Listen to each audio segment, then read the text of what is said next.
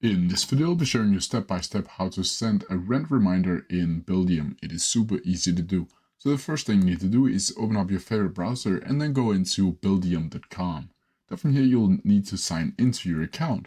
And from here, it should look something like this while you're inside the dashboard. From here, you'll need to go down to the menu and down to Settings tab down here. From here, you'll see all of these options. And here you need to choose the first one called Application Settings. From here, it should look something like this.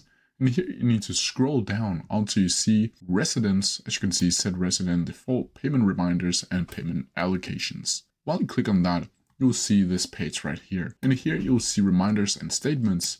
And here you'll need to click Edit. From here, you can click Automatically Email a Payment Reminder that includes a 90-day statement when recurring charges are posted. From here, you'll need to click Save, and as you can see, payment statement saved. Now you can go back here and conclude the video. But that's how you do it. If you have any questions about it, please send them down in the comment section below, and I'll try my best to answer them as quickly as possible. See ya!